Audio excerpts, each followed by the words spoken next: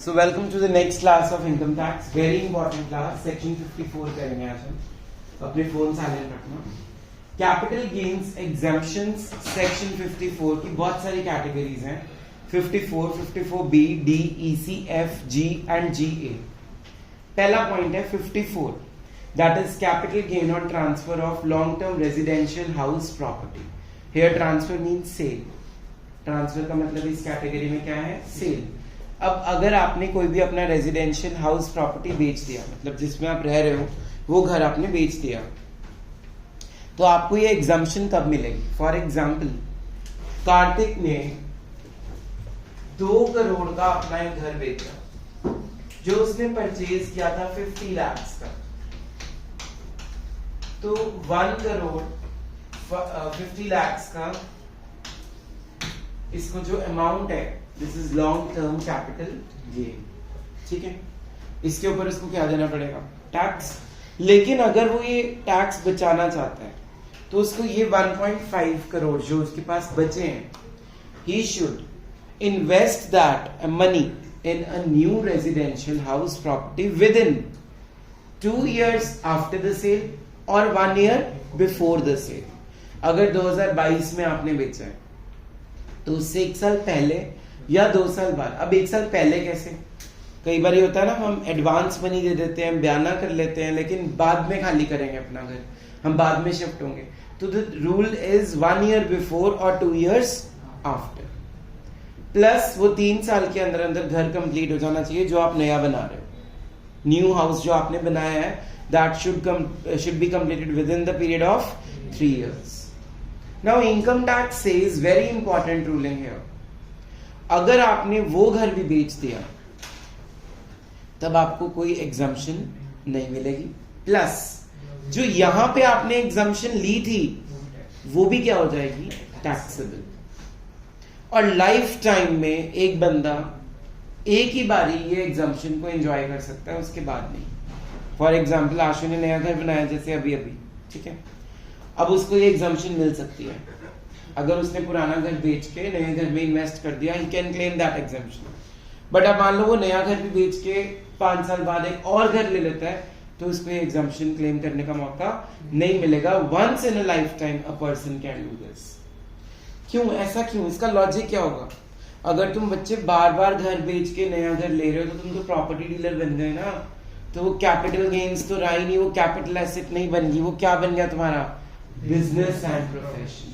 तो वो किस में टैक्स देना पड़ेगा? पीजीबीपी. ये रीजन है. Let's read out.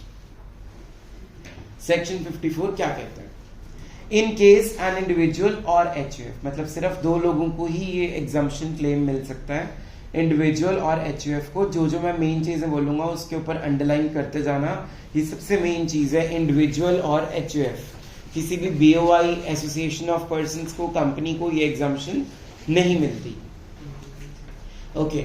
In case of individual और एचयूएफ ट्रांसफर्स हिज और her long term residential house property और land appurtenant thereto. Appurtenant thereto means उसके साथ जुड़ी हुई कोई भी land. And there occurs long-term capital gain, and such long-term capital gain can be got exempted if it is reinvested in purchase of another residential house within 1 year before or 2 years after the sale of the house. Construction of new house should be done within 3 years after the sale of the house. Underline कर लेना दोनों points को. The amount of capital gain so invested shall be exempted from tax. With assessment year, with effect from assessment year 15-16, 54 subsection 1 shall be available if the investment is made in purchase or construction of one residential house situated in India subject to existing limits. उसने बोला आप एक घर बना सकते हो लेकिन उसकी भी कुछ लिमिट्स है. अब मान लो आज की डेट पे तुमने घर बेचा, तुम्हारे पास 2 करोड़ आ गए है ना, तो क्या तुम वो 2 करोड़ अपने घर में रखोगे? It's very risky. तो आप एक capital gain deposit account scheme में अपना सारा पैसा क्या कर दो? डिपॉजिट कर दो. उसको डिपॉजिट करने के बाद आप उसमें से विड्रॉ करते रहो. जैसे जैसे आपका नया घर बन रहा है आप उस अमाउंट को विड्रॉ करते जाओ. अब मान लो कार्तिक ने 1.5 करोड़ में से सिर्फ 1.2 करोड़ से यूज किए. ठीक है, कितने पैसे अभी भी इसके अकाउंट में पड़े हैं? 30 लाख. 1.5 करोड़ था अगर हमारे पास, या चलो 2 करोड़ ही मान लो, 2 करोड़ थे हमारे पास टोटल अमाउंट. ठीक है, और उसमें से मैंने 1.2 करोड़ यूज कर लिए, 80 लाख रुपीस मेरे पास अभी भी पड़ा है ना, और वो मैंने अभी तक यूज नहीं किया, तो उसके ऊपर मुझे गवर्नमेंट को क्या देना पड़ेगा? टैक्स। क्या देना पड़ेगा? टैक्स। चलो जी, अब पहला पॉइंट इसमें जो हम नीचे पढ़ने जा रहे हैं, construction should be done with in 3 years, हम कर चुके हैं। Number 2, exemption is allowed even if part of the capital gain is invested to buy an old house। चाहे आपने सारा का सारा यूज नहीं किया कैपिटल गेन, थोड़ा सा पार्ट यूज किया, तो उतने पार्ट तक की आप एग्जाम्पशन मिल जाएगी। और ऐसा नहीं आपने न्यू ही घर बनाना है, आप ओल्ड हाउस भी ले सकते हो, आप उसमें एक नया फ्लोर भी ऐड कर सकते हो by adding a new floor, लिखा होगा उसने ऐसा कुछ। Third, this exemption is allowed even if assessee purchases, constructs one house, or he may sell 2 houses and invest the amount of LTCG to buy or construct only one house। वो कहता अगर आपके पास 2 छोटे छोटे घर है, आपने उन दोनों को बेच के एक बड़ा घर ले लिया, तो तब भी आपको exemption मिलेगी। Next, in case of residential house property is compulsorily acquired by the government with the time limits prescribed for purchase shall apply from the date of receipt of compensation। ये मैंने आपको कल की क्लास में भी बताया था, enhanced compensation मिलती है compulsory acquisition पे। compulsory acquisition का मतलब ये है, मान लो मीनल का घर गवर्नमेंट की प्रॉपर्टी के आसपास है और वो उसके घर को भी एक्वायर करना चाहते हैं। वो कहते हैं हमने यहाँ बड़ा सा मॉल बनाना है और तेरा घर हमें अच्छा नहीं लग रहा साइड पे बना हुआ, तो हम तेरा घर ले रहे हैं तुझसे, इसको देना पड़ेगा, तो मना नहीं कर सकते। उसके बदले में वो क्या देंगे तुम्हें? कंपनसेशन। तो वो डेट कब से काउंट करनी है अगले घर बनाने की? जब उसको कंपनसेशन मिली होगी। अंडरलाइन कर लेना, from the date of compensation you will count the number of years. Next, where the amount of capital gain does not exceed 2 crore. बड़ा ही इंपॉर्टेंट पॉइंट है ये बहुत ही लेटेस्ट पॉइंट ऐड हुआ है, ये पहले नहीं था। Where the amount of capital gain does not exceed 2 crore, the assessee may, at his option, purchase or construct 2 residential houses in India.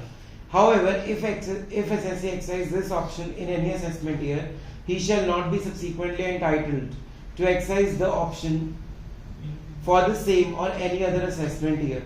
In other words, this option can be exercised by an assessee only once in his or her lifetime, that is assessment year 2021। ये मैंने वैसे में समझा दिया, बस 2 करोड़ नहीं बताया था कि अगर ये आपको एग्जाम्पशन आपको एक ही बार आपकी लाइफ में एंजॉय करने को मिलती है। दोबारा पढ़ते हैं इसको, बड़ा इंपॉर्टेंट है।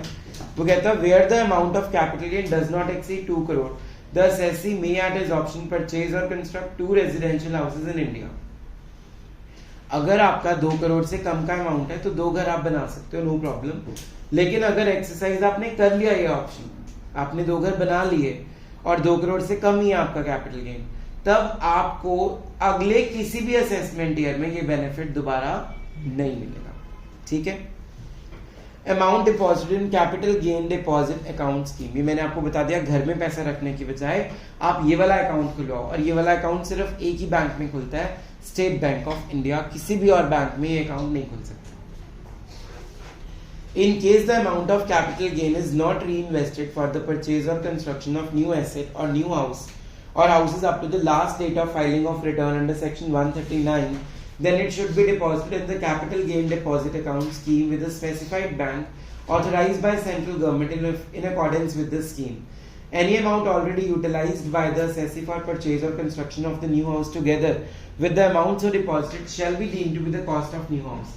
The amount deposited in the deposit scheme must be utilized to purchase or construct within 3 years. If the amount is not utilized wholly or partly, then for the construction of new house within the specified period, then amount not so utilized as the income of the previous year in which prior period of 3 years from the date of transfer of the original asset expires, and the assessee shall be entitled to withdraw any amount in accordance with the scheme। इसने यही बोला है 3 साल के अंदर अंदर आप धीरे धीरे करके अपना घर बनाते जाओ, वहां से अमाउंट विड्रॉ करते जाओ। टोटल साल कितने दे दिए उसने गवर्नमेंट ने आपको? 3 years। क्लियर हो गया। लेकिन वो कहता अगर आपने नया घर भी अगले 3 साल के अंदर अंदर बेच दिया, तो मैंने क्या रूल बताया, जो नए घर का कैपिटल गेन होगा और जो पुरानी एग्जाम्पशन आपने क्लेम की थी, वो दोनों पे क्या देना पड़ेगा आपको? गवर्नमेंट को tax. So next topic is transfer of newly acquired house property within 3 years। newly acquired को बेच दिया 3 साल के अंदर अंदर, बड़ा ही इंपॉर्टेंट पॉइंट। क्या कह रहा है वो? A residential house property purchased or constructed by reinvested capital gain cannot be transferred within 3 years of its purchase or construction. आशु ने अभी अभी घर बेचा, अभी अभी घर बनाया, yes or no? अब उस घर को भी उसने within 3 years क्या कर दिया, सेल आउट। तो जो नए घर का गेन होगा और जो पुराने घर का गेन होगा, दोनों पे इसको क्या देना पड़ेगा गवर्नमेंट को, tax. If the house acquired by reinvesting capital gain is sold within the period of 3 years from the date of purchase or construction, the previously exempted capital gain will be taxable along with the capital gain on the sale of such house. Underline this. दोनों capital gains क्या हो जाएंगे, taxable। ठीक है? Illustration number 8, illustration number 9, illustration number 10, backflation number 6 is your homework. Is that fine? Next, एक बार revise कर लेते हैं सेक्शन 54 क्या कहेंगे। चलो बोलिए, सेक्शन 54 में बेचना क्या है, what to sell, residential house property. जो आपने कंस्ट्रक्ट करना है, अब वो क्या कंस्ट्रक्ट करना है, सेम रेजिडेंशियल हाउस प्रॉपर्टी। घर बेच के घर में ही जा रहे हैं, कोई शॉप नहीं खोलनी, उसके लिए अलग सेक्शन, शेयर्स भी लेने उसके लिए अलग सेक्शन, ठीक है। अब जो न्यू घर आपने बनाना है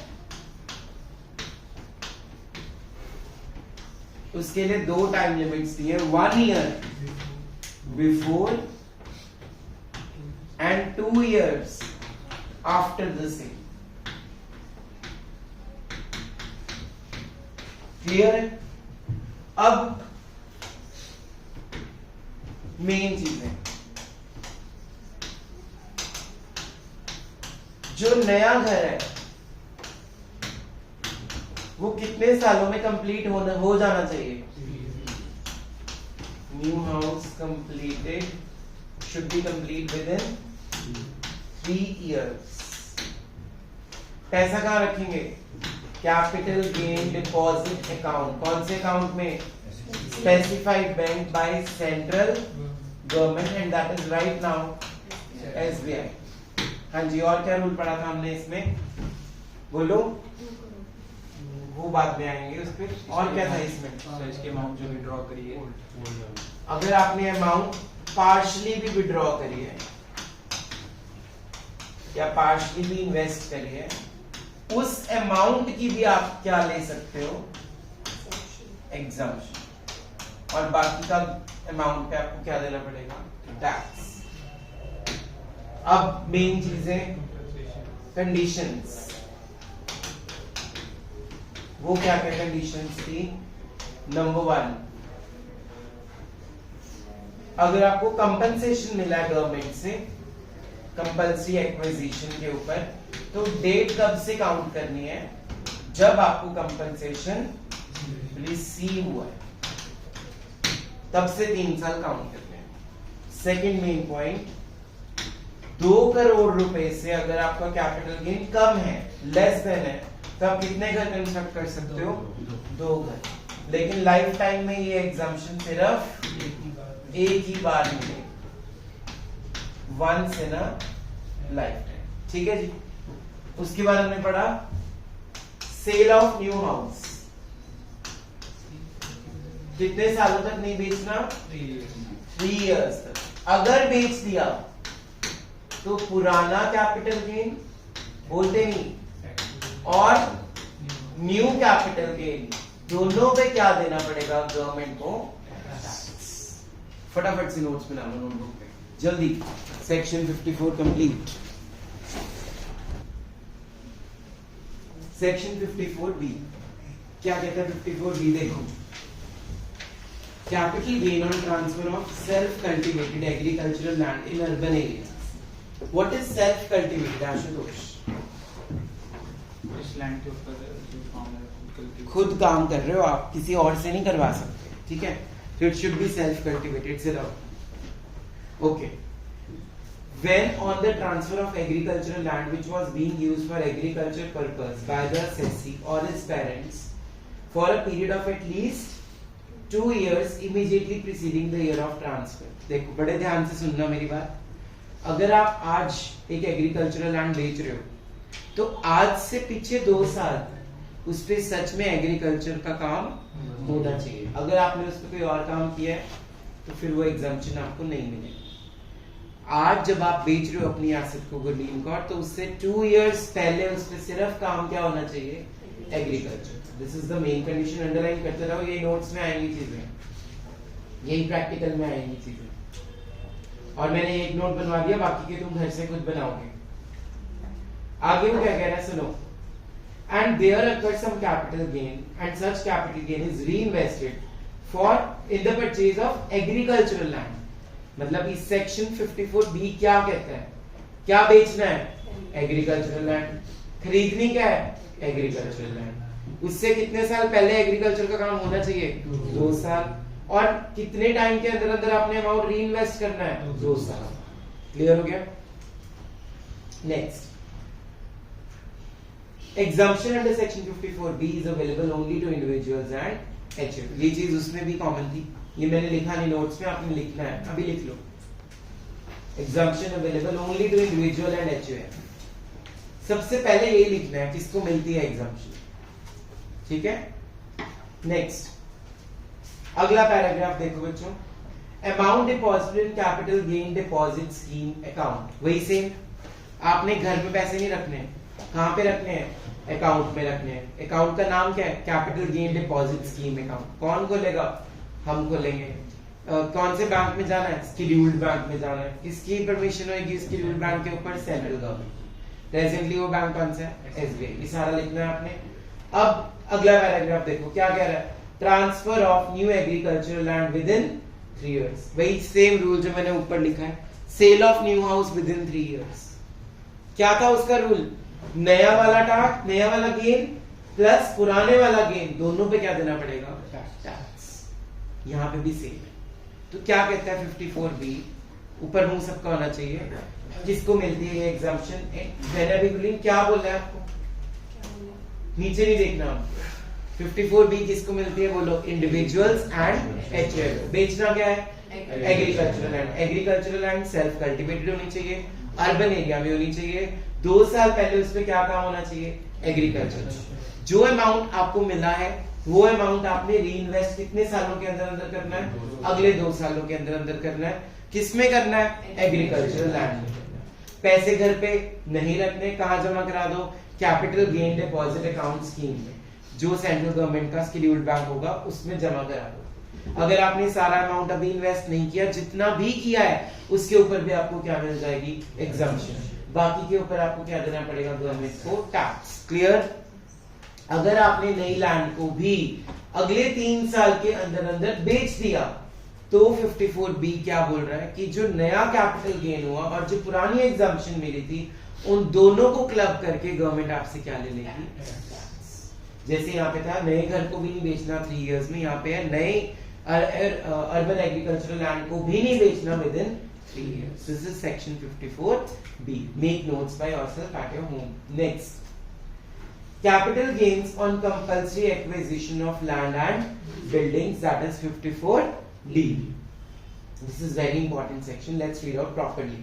Where the capital gain arises from transfer by way of compulsory acquisition under any law, if a capital asset being land or building or any right in the land or building forming part of an industrial undertaking which was being used by assessee underlying for 2 years preceding the previous year in which the asset was acquired for his own business and the assessee reinvests the capital gain.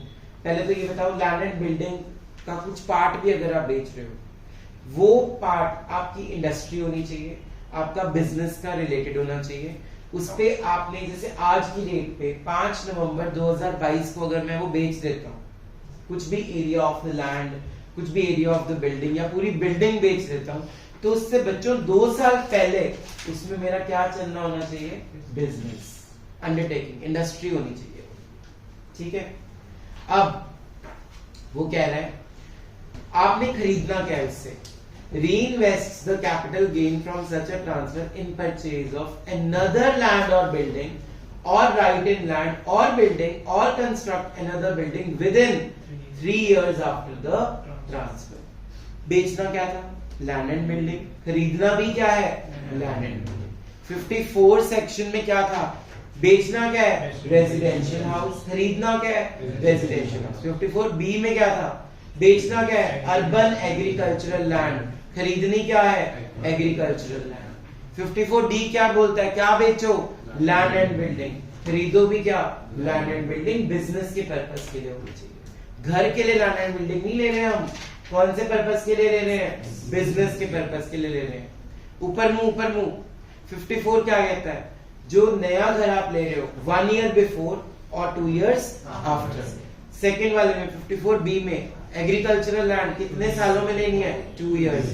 उसमें था नया घर कितने सालों में complete हो जाना चाहिए? 3 years. अब आ जाते हैं 54 डी पे. वो क्या कह रहा है? नई लैंड आपने कितने सालों में लेनी है? 3 years. ठीक है जी. अगले पैराग्राफ में उसने क्या बोला है? बड़ा ही इंपॉर्टेंट पॉइंट है. वही सेम.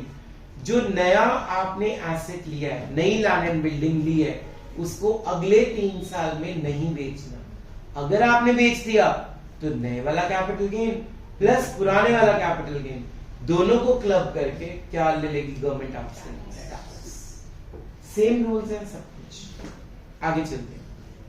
समरी पढ़ते हैं इसकी. Land and building belonging to the industrial undertaking. Underline पहला पॉइंट का कीवर्ड इंडस्ट्रियल अंडरटेकिंग होनी चाहिए. नंबर 2 इयर्स के अंदर अंदर आपने एक्विजिशन करनी है. नंबर 3 अंडरलाइन करते जाओ. नंबर 3 नई एसेट को 3 साल के अंदर अंदर नहीं बेचना. बस यही था. मेन पॉइंट यही थे. अगला पैराग्राफ सेम है जो हम पीछे पढ़ के आए. इसके ऊपर क्रॉस कर दीजिए. Next topic is 54EC, that is capital gain on transfer of long-term capital asset being land or building or both. यहाँ पे land and building नहीं है. land भी हो सकती है, building भी हो सकती है और भी हो सकता है. अब हमने यहाँ पे invest कहाँ करना है वो पढ़ते हैं पहले. चल Gurleen read out. In case the capital gain arises from the transfer of a long-term capital asset of land or building or both to be called as the original asset, and the assessee has at any time within a period of 6 months after the date of such transfer invested the whole or any part of capital gains in the long-term specified asset. Underline long-term specified asset. बेटा आप long-term specified asset क्या है मैं बताता हूँ क्या है. अगले पेज पे आपको 3 पॉइंट्स गिवन है A B C D check. पहला point bonds issued by National Highway Authority of India. This is specified. B point Rural Electrification Corporation of India के bonds. C point Power Finance Corporation Limited के bonds. ठीक है. कितने महीने के अंदर अंदर ये bonds खरीदने हैं आपने? 6 months के अंदर अंदर आपने ये bonds खरीद लिए. बेचा क्या था? लैंड और बिल्डिंग और बोथ. खरीदे क्या? Debentures, bonds. समझ आया? बहुत कम लोग होते हैं जिनको एग्जम्पशन मिलती है. बहुत कम लोग ऐसे रिस्क लेते हैं जो बिल्डिंग बेच के बॉन्ड्स में इन्वेस्ट करते हैं. ठीक है. और ये तीनों नाम आपने अच्छे से याद करने. इसमें जो टाइम लिमिट है री इन्वेस्टमेंट का वो कितने मंथ्स है? 6 मंथ्स. रेजिडेंशियल हाउस में कितने था? 3. 1 साल पहले या 2 साल बाद. फिर 54 बी में था 2 इयर्स अर्बन एग्रीकल्चरल लैंड. फिर पढ़ा था हमने land and building. Land and building 54 D उसमें था 2 इयर्स. नहीं नई वाली 3 इयर्स. ठीक है. और इसमें क्या है? 6 मंथ्स. चार्ट बना के भी नोट्स बना सकते हो. एक साइड सेक्शन लिख लो. सेल परचेज क्या करना है, टाइम लिमिट क्या है, चार्ट एक बना लो प्रॉपरली स्केल से, सेक्शंस बना लो. बहुत ही अच्छी प्रेजेंटेशन लगेगी पेपर में ताकि टीचर को भी पता लगे इसको सारी चीजें मेन याद है. नेक्स्ट गुलीना पढ़ रहे थे बेटा. इसको फर्स्ट पॉइंट रीड आउट करो. If whole of a such capital, छोड़ दो पहले पढ़ चुके हैं. Second point read if out the करो. amount of the long-term capital, छोड़ दो. थर्ड पॉइंट पढ़ो. when the long-term specified asset is transferred or converted otherwise than by transfer into money at any time within a period of 3 years or 5 years, if bond is issued on or after 1st April देखो 2018. Stop. अभी तक हमने क्या पढ़ा है? नया घर 3 साल के अंदर अंदर नहीं बेचना. फिर हमने पढ़ा एग्रीकल्चरल लैंड 3 साल के अंदर अंदर नहीं बेचनी. तो यहाँ पे वो कहता 2018 से पहले अगर आपने बॉन्ड्स खरीदे थे तो 3 साल के अंदर अंदर नहीं बेचने। अगर 2018 के बाद आपने बॉन्ड्स खरीदे हैं तो 5 साल के अंदर अंदर नहीं बेचने। अगर बेच दिए तो नए वाला कैपिटल गेन, पुराने वाला कैपिटल गेन, दोनों को क्लब करके गवर्नमेंट आपसे क्या ले लेगी? रूल समझ आ गया? इसके नोट्स आप खुद बना लेना। नेक्स्ट पॉइंट पढ़ो बेटा, very very very very very important, third point. Exemption under section 54 EC shall be restricted up to underline, rupees इसकी 50 मैक्सिमम lakhs. एग्जाम्पशन आपको कितने की मिलेगी? 50 लाख। ये मैक्सिमम एग्जाम्पशन और किसी में नहीं आई, सिर्फ इसमें आई है। 50 लाख से ऊपर आपको एग्जाम्पशन नहीं मिलेगी। मतलब अगर आपने ऊपर मुंह सबका, अगर आपने 2 करोड़ का कुछ बेचा है और आपने उसमें से बॉन्ड्स खरीद लिए 1.5 करोड़ के, तो आपको 1 करोड़ पे अभी भी क्या देना पड़ेगा? टैक्स। 50 लाख की छूट मिलेगी सिर्फ इस सेक्शन के अंदर। कौन से बॉन्ड्स हैं एक बार याद कर लेते हैं। National highway authority of India, rural electrification corporation of India, power finance corporation limited. Illustration number 11, back question number 7 is your homework. Next topic is 54EE. Meenal, read out. Any long-term capital gain amount is invested in the long-term specified asset. Eligible assessee, all asessees. यहाँ पे सबको मिलेगी, all assessees. Section में is it important to see कितना रहेगा? 54EE सबको मिलेगी। अभी तक जितने पढ़े हैं वो किसको मिल रही थी? सिर्फ इंडिविजुअल एंड एचयूएफ। तो जो बच्चे चार्ट बना के एक्सप्लेन करेंगे ना, वहां पे लिखेंगे who can claim this exemption. तो वहां पे पहले वाले चारों में तो लिखोगे आप individual, HUF, ditto ditto ditto. इसमें क्या लिख दोगे? ऑल, चाहे वो कंपनी हो, बीओआई हो, एओआई हो, कुछ भी हो। चलो जी, कंडीशंस। बीओआई होता है बॉडी ऑफ इंडिविजुअल्स, एओपी होता है association of persons. Conditions. The capital asset transfer must be a long-term capital. वो लॉन्ग टर्म होनी चाहिए, मतलब 36 महीने से उसको ऊपर हो जाना चाहिए। There must be long-term capital gain on such transfer. उसपे जो आपको होगा शॉर्ट टर्म कैपिटल गेन होना भी नहीं चाहिए। लॉन्ग टर्म में ऐसे तो लॉन्ग टर्म कैपिटल गेन ही होगा। Number 3, The assessee invests whole or any part of छोड़ such दीजिए। capital. Next, Such investment has to be made at underline, कितने मंथ्स के अंदर अंदर आपको इन्वेस्टमेंट करनी है? 6 months from the date of transfer of original long-term capital assets.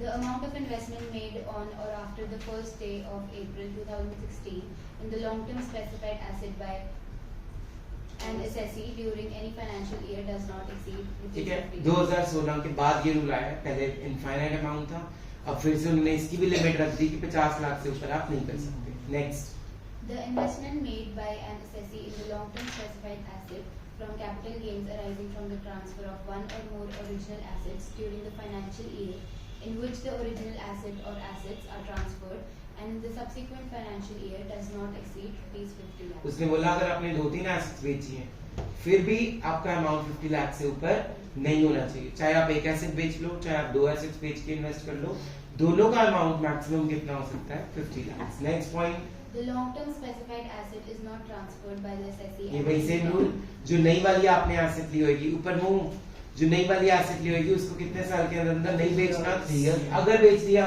तो पुराने वाला और नए वाला दोनों पे गवर्नमेंट क्या ले लेगी? Tax. The long-term specified asset shall not be pledged by the assessee. उसको आप प्लेज नहीं कर सकते, गिरवी नहीं रख सकते अगले 3 साल के लिए जो भी आपने लॉन्ग टर्म एसेट में इन्वेस्ट किया, क्योंकि गिरवी रख दिया और तुम उसकी इंस्टॉलमेंट नहीं दे पाए तो एक तरह से ट्रांसफर होगी, सेल हो गई। Very very important, amount of exemption. Meenal, If cost of new specified asset is greater than equal to LTCG, then कुछ सोचो, तुम्हारा LTCG है 40 लाख और तुमने जो नई एसेट लिया है वो 60 लाख की ली है, तो दैट मींस 20 लाख तुमने और कहीं से अरेंज किए होंगे ना, तो तुम्हें पूरी एग्जम्पशन मिल जाएगी।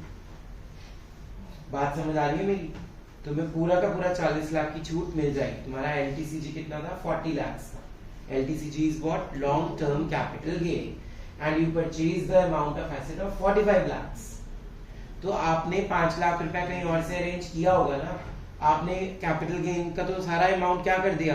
री इन्वेस्ट कर दिया, तो आपको 100% गवर्नमेंट से छूट मिल जाएगी। सेकंड पॉइंट पढ़ो। If cost of new asset is less than LTCG, then amount of exemption is equal to amount invested. That is cost of specified asset. ठीक है, अगर उसने बोला है न्यू एसेट का अमाउंट कम है, फॉर एग्जांपल 40 लाख मेरा कैपिटल गेन हुआ और मैंने अमाउंट इन्वेस्ट किया 25 लाख, तो वही बाकी पे मुझे टैक्स देना पड़ेगा। जो मेरे पास 15 लाख बचा पड़ा है, मेरे अकाउंट में पड़ा है कैपिटल गेन डिपॉजिट स्कीम में, उस पे मुझे क्या देना पड़ेगा? Tax. Next, For feature of exemption, if the assessee sells बस or- बेटा वही है कि अगर 3 साल के अंदर अंदर आपने वो भी बेच दिया तो दोनों पे आपको टैक्स लगेगा। लास्ट सेक्शन इंपॉर्टेंट में लास्ट सेक्शन, अभी इसके बाद 2 और पढ़े हैं। 54F very very very very very very important, ये आता है पेपर में मेन, और यहाँ तक पहुंचने के लिए सारे आने चाहिए। ठीक है, चलो जी, Meenal will read out. Transfer of any long-term capital asset other than residential house and investment made in the purchase or construction of a residential देखो house. 54F में क्या होता है? पैसे इकट्ठे करता है एसएससी, ज्वेलरी बेच देगा अपनी, दुकान बेच देगा अपनी, कुछ और बेच देगा, सब कुछ बेच बाच के लेना क्या है उसने? घर लेना। घर बेच के घर नहीं लेना, अगर घर बेच के घर ले रहे हो तो कौन सा सेक्शन है? 54। अदर देन रेजिडेंशियल हाउस, मतलब दुनिया भर की कोई भी एसेट बेच देगा पर खरीदेगा क्या? घर। पढ़ो Meena. In case an individual and HUF transfer any long-term capital asset that is after holding for 24 months, other than the residential house, the income of which is taxable under the head income from house property, and constructs a residential house within 3 years after the sale or purchases another residential house within 1 year before or 2 years after the sale, so much of पहले समझते हैं ये इतना। किसको मिलेगी exemption? सिर्फ individual को and HUF को। जो भी उसने एसेट्स बेची हैं उससे उसने नया घर लेना। नए घर का जो टाइम पीरियड है वो 1 ईयर बिफोर या 2 इयर्स आफ्टर, जो पहले पड़ा था। क्लियर है? चलो आगे। so much of capital gain shall be exempted as in proportion of amount invested to net consideration. Exemption under section 54F shall be allowed if following conditions are fulfilled. The assessee is only an individual or a HUF. The assessee does not own more than underline, one this is residential very house. Important. उसके पास एक से ज्यादा घर नहीं होना चाहिए, तभी उसको ये एग्जम्पशन मिलेगी। अगर उसके पास 2 घर है तो ऑलरेडी वो तीसरा घर बना रहा है तो उसको एग्जम्पशन नहीं मिलेगी। समझ आ रहा है?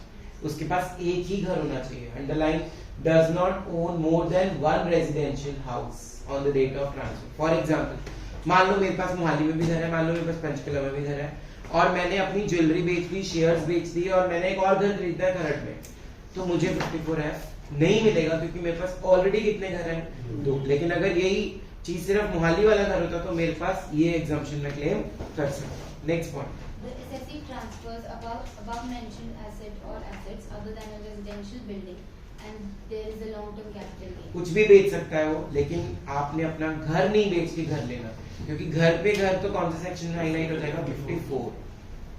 The assessee invests the net sale consideration of above mentioned assets to construct a residential house within 3 years. ठीक है, of 3 sale. साल के अंदर अंदर आपने नया घर कंप्लीट कर लेना है। Next. Fifth point, the assessee is required not to purchase another residential house with a period of 1 year after or construct. जब आपने एग्जम्पशन ले ली उसके 3 साल तक आप कोई और नया घर नहीं बना सकते, नहीं तो आप प्रॉपर्टी डीलर बन जाओगे, और प्रॉपर्टी डीलर बन के तो कैपिटल गेन्स हाईलाइट नहीं होगा। क्या अट्रैक्ट हो जाएगा? पीजीबीपी। अमाउंट ऑफ एग्जम्पशन का ये जो फॉर्मूला लिखा है ये छोड़ो, हम करते हैं इलस्ट्रेशन नंबर 12। कॉपीज खोलो फटाफट, वेरी वेरी इंपॉर्टेंट क्वेश्चन। इस पे लिख लो, 15 नंबर में आएगा, 15 marks.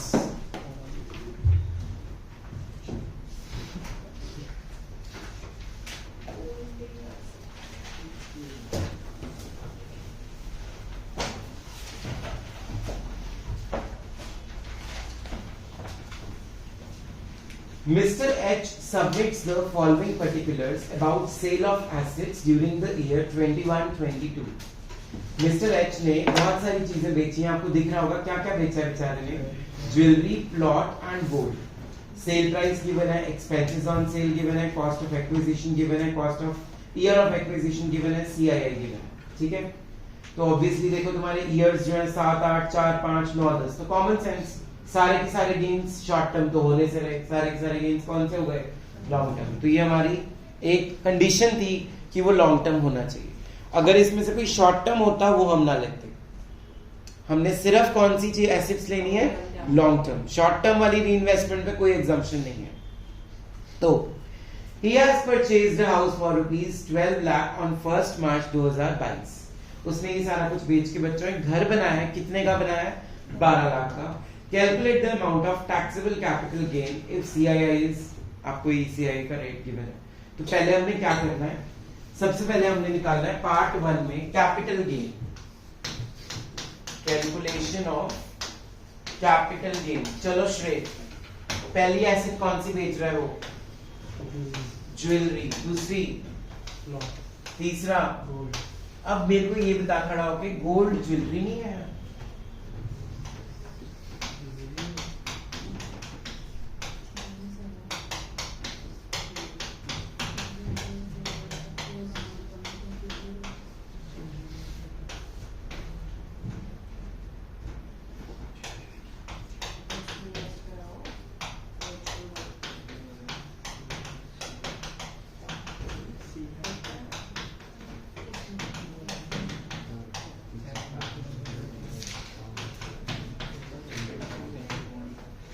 Is gold not jewelry?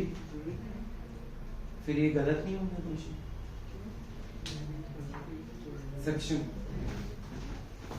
Jewellery process हो गया है कि जैसे ऑर्नामेंट्स वगैरह होते हैं, नेकलेस वगैरह, गोल्ड बिल्कुल प्योर फॉर्म में। Very good answer.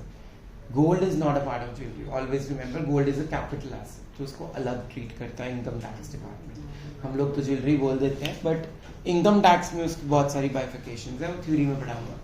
इसमें ज्वेलरी में यूटेंसिल्स भी काउंट होंगे, जो चांदी के बर्तन होते हैं वो सब भी। अगर आपने कोई कपड़े डाले हुए हैं उस पर डायमंड्स लगे हुए हैं, वो भी ज्वेलरी का पार्ट है। तो बहुत सारी चीजें हैं, डिटेल में पढ़ेंगे इसको कभी फ्री टाइम में। बैठिए दोनों, लेट्स स्टार्ट द क्वेश्चन। मेरे पास इतना टाइम नहीं है, तुम लोग भी थक गए होगे, तो फटाफट से आंसर देख लो। सेल प्राइस ऑफ ज्वेलरी कितना है, 5 लाख। एक्सपेंसेस ऑन ट्रांसफर कितने हैं, और लॉन्ग टर्म, ये इंडेक्सिंग करनी आ गई ना सबको, वो करके तो ना दिखाऊं ना मैं। लॉन्ग टर्म कैपिटल गेन का आंसर बता दो गुरलीन, कितना आ रहा है पहले का, 131,395, उसके बाद नेक्स्ट का, 186,283, नेक्स्ट का। 786,490। अब ध्यान से देखो बोर्ड पे, तुमने नया घर लिया, बहुत सारी एसेट्स बेची, 12 लाख का घर लिया। सबसे पहले मैं किसमें से एग्जम्पशन लूं, इसका तो कोई रूल ही नहीं है। तो हम एक फॉर्मूला लगाएंगे, एक परसेंटेज आएगी, उस परसेंटेज के बेस पे हम एग्जम्पशन देनी स्टार्ट करेंगे। लिखो पहले फॉर्मूला, क्या है फॉर्मूला, राइट डाउन। LTCG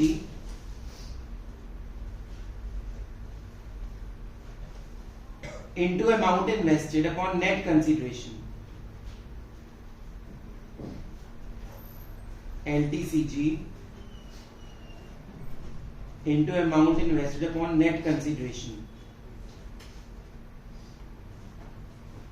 ये तो आएगा एग्जम्पशन का amount. This formula is for exempted amount.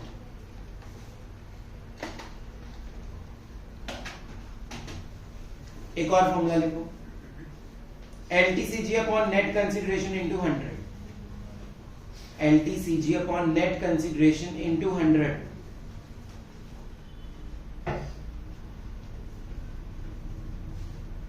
जिसकी परसेंटेज हाईएस्ट आएगी, ये फॉर्मूला नंबर 2 लगा के उसमें से पहले एग्जम्पशन देनी है।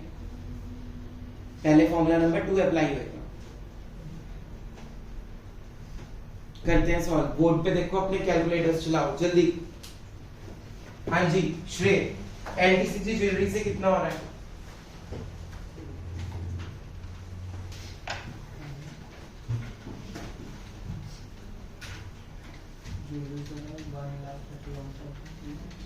Divided by net consideration into 100। जल्दी कर,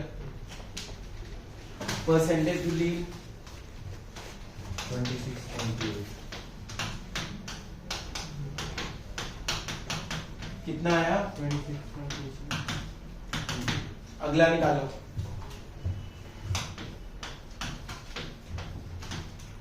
इसका नेट कंसिडरेशन क्या है सेक्शन, 2150.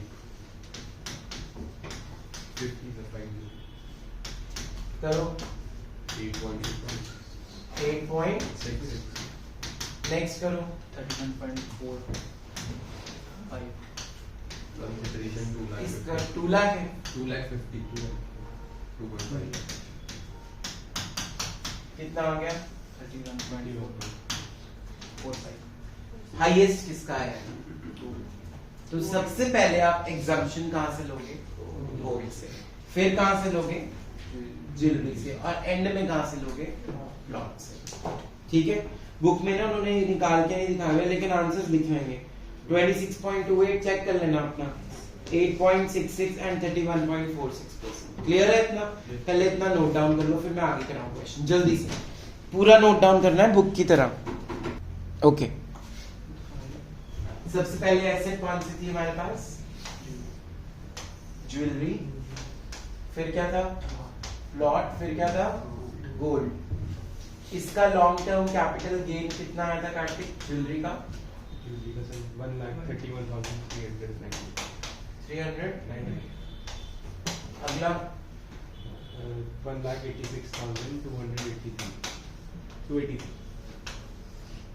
78,649. परसेंटेजेस क्या क्या निकली हमारी 26.8, 8.66 और 31.4. ठीक है इतना क्लियर हो गया इतना हम कर चुके हैं अब देखो ध्यान से सबसे पहला एग्जाम्पशन कौन देगा हमें गोल्ड दूसरे एग्जाम्पशन कहां से मिलेगी ज्वेलरी और फाइनली थर्ड कहां से मिलेगी प्लॉट हाईएस्ट टू लोएस्ट पे आना अब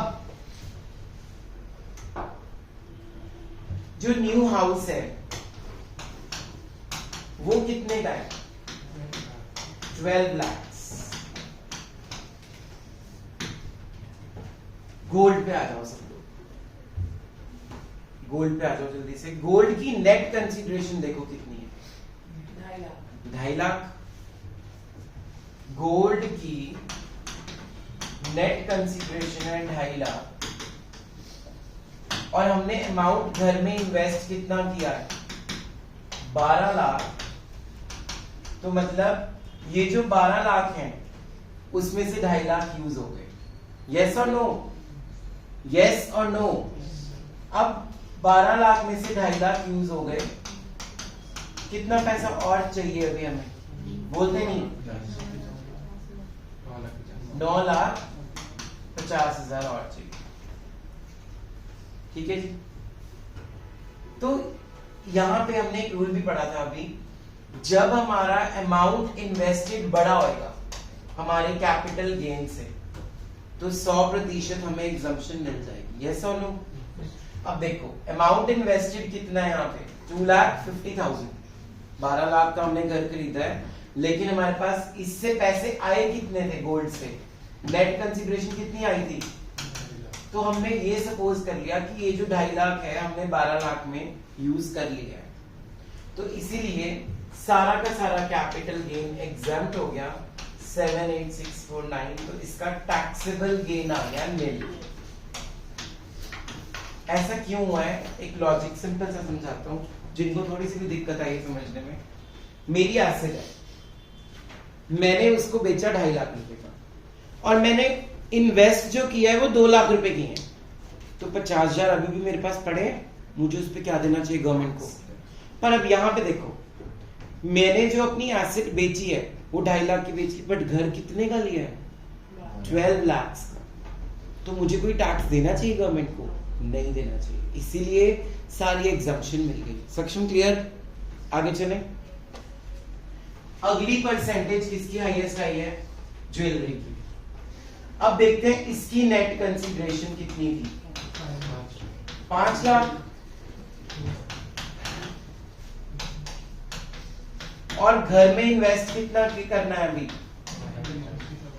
9,50,000 और पैसा चाहिए यस और नो 950 और चाहिए तो हम क्या मान लेंगे ये 5 लाख हमने यहाँ पे यूज कर लिए अभी भी हमारे घर के पैसे पूरे नहीं हो रहे कितने से नहीं पूरे हो रहे इतना पैसा अभी भी कम पड़ रहा है, कहां से लाएंगे?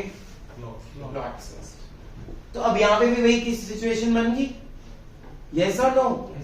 5 लाख रुपए आए मेरे पास और मैंने वो 5 के 5 लाख यहाँ पे इन्वेस्ट कर दिए, तो सारी एग्जाम्पशन मिल जाएगी। कितनी एग्जाम्पशन मिल जाएगी बोलो? 131395। दैट मींस टैक्सेबल एलटीसीजी क्या आ गया मेरा? आ रहा है समझ? अब बचा सिर्फ एक एसेट, कौन सी एसेट? प्लॉट। इसकी नेट कंसीडरेशन देखो क्या है? 21,50,000 और घर में सिर्फ पैसा कितना लगाना है? 4.5 लाख। तो दैट मींस अब तो टैक्स देना पड़ेगा, अब नहीं बच सकता। ठीक है, उसका मैंने फॉर्मूला तुम्हें लिखवाया है। वो फॉर्मूला देखो क्या है, बोलो formula. LTCG into amount invested upon net.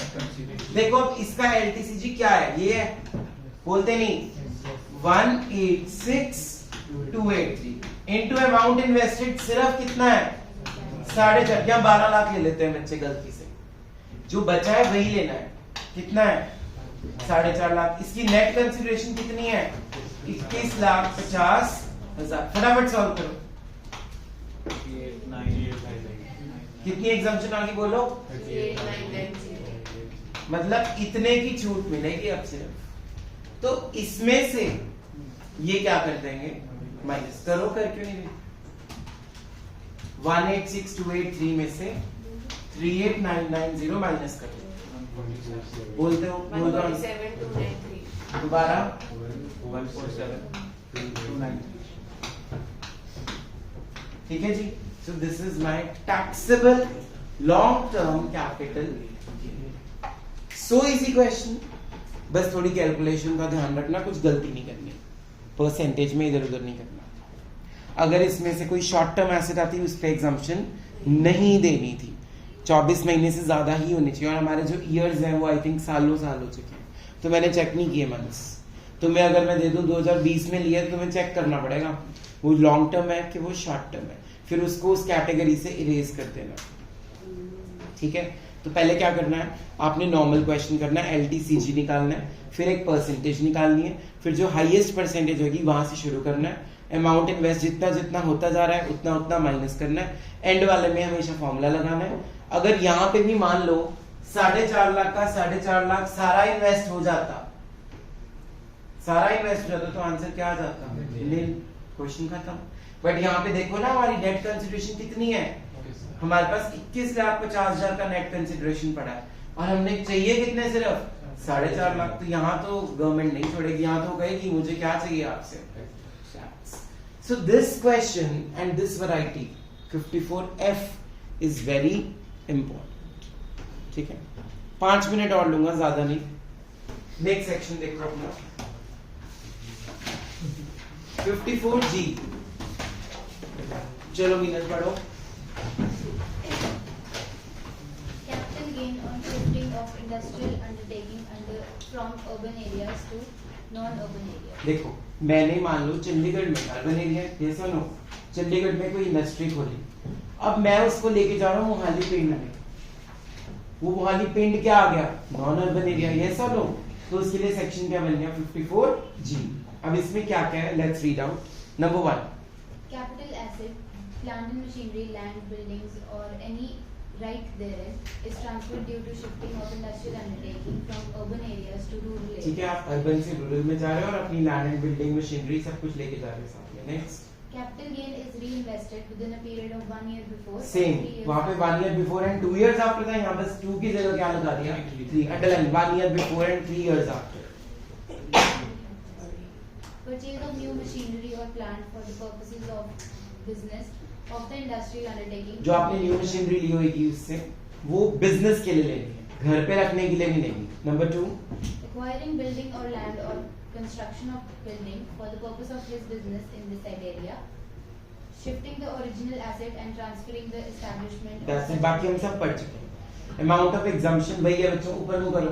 अगर तो सारा इन्वेस्ट कर दोगे आप तो 100%, अगर सारा इन्वेस्ट नहीं करोगे तो बाकी का क्या हो जाएगा? टैक्सेबल। और इसमें भी वही है, 3 साल के अंदर अंदर आप वो नहीं बेच सकते।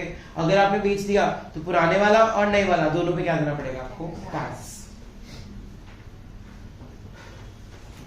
54GA, exemption of capital gain on transfer of assets in case of shifting of industrial undertaking from urban to special economic zone।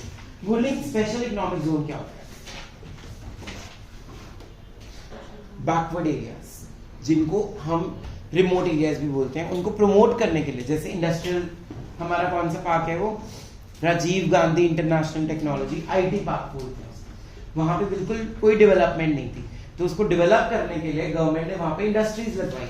15 साल की टैक्स हॉलीडे दी कि जो वहां पे मॉल बनाएगा, जैसे DT मॉल हो गया, वहां पे DT मॉल ही है ना, जो भी वहां पे इंडस्ट्री खोलेगा उसमें मुझे 15 साल कोई टैक्स नहीं देगा। अब वो स्पेशल इकोनॉमिक जोन बहुत ज्यादा डेवलप हो चुका है। तो अगर आप अर्बन एरिया से कहां जा रहे हो, स्पेशल इकोनॉमिक जोन से, जोन में जा रहे हो। चलो मीनू फटाफट से, This exemption has been number one There is a transfer of assets like land and building or any right in land and building. Same है जो अभी पीछे पढ़े हैं हमने, इसमें टाइम भी सेम है, 1 ईयर बिफोर और 3 इयर्स आफ्टर। अंडरलाइन कर लो, थर्ड पॉइंट में मिलेगा 1 ईयर बिफोर और 3 इयर्स आफ्टर, मिल गया।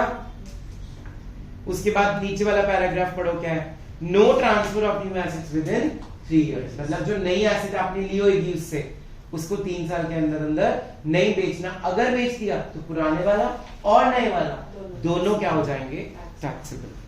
54GB पढ़ो मिलिल, क्या है वो, Exemption of long-term capital gain on transfer of residential property if net consideration is invested in the equity shares of an eligible company and in shares of eligible startups. मतलब ये बहुत ही बेवकूफ लोग होते हैं जो घर बेच के शेयर्स में इन्वेस्ट कर रहे हैं, बहुत बड़ा रिस्क ले रहे हैं, उनको एग्जम्पशन मिलती है अंडर सेक्शन 54GB। किस किस को मिलती है, सिर्फ इंडिविजुअल एंड HUL। पढ़ो अगला point. Conditions: The residential property must be a house or plot of land. Plot भी हो सकता है लैंड का। Next, Residential property must be a long term होनी capital चाहिए। gain. Next, Must have been transferred on or after 1st April 2012, but on or before 31st March 2012. ये dates आपको याद करनी पड़ेगी, प्रैक्टिकल में तंग करेंगे नहीं तो इसको मार्क कर लो, very important. Next, There must be long-term capital gain on such transfer. Next, The assessee, individual or HUL. Next, पढ़ चुके हैं बस।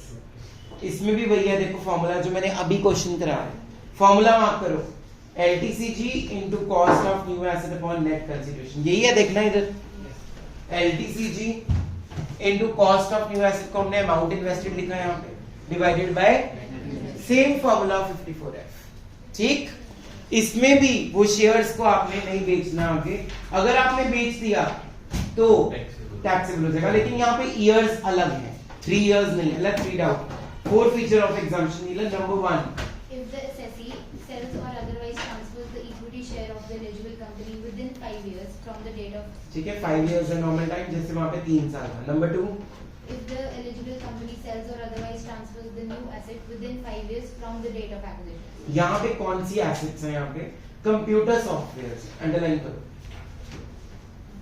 कंप्यूटर सॉफ्टवेयर, उनके लिए 3 साल है, बाकियों के लिए 5 साल। ठीक है, नेक्स्ट पॉइंट पढ़ो। If the amount deposited in. ये पढ़ चुके हैं already. Shut up and sit down.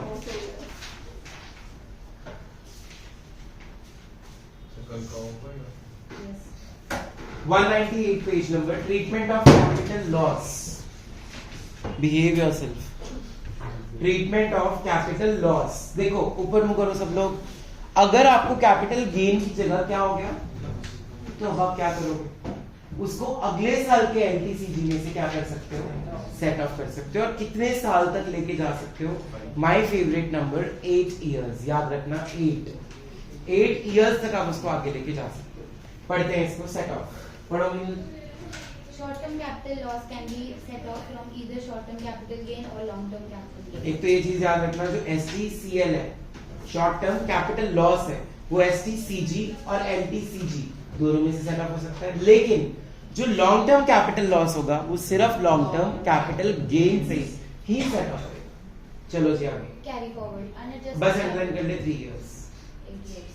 ठीक है, दैट्स इट। उसके बाद है रेट्स ऑफ टैक्स, आपको मिलेगा पेज नंबर 199 पे 15% मिल गया। यस शॉर्ट टर्म पे 15% होता है, लिख ही लो अगर नहीं मिल रहा तो। शॉर्ट टर्म पे 15% होता है और लॉन्ग टर्म पे 20%। कहीं पे भी लिख लो, बस आगे की थ्योरी नहीं पढ़नी, नॉट इम्पोर्टेंट। शॉर्ट टर्म पे 15%, लॉन्ग टर्म पे 20%। Up to illustration number 20, you have to complete till today at your homes, and on Monday I am going to check up to illustration number 26, including illustration number 12. With this, capital gains is complete from my side. थोड़े theory के parts रहते हैं that we'll discuss after completing the syllabus. So Monday maybe I am starting new chapter income from other sources if you don't have any doubts. I missed you. All the best. अच्छे से करते हैं। Off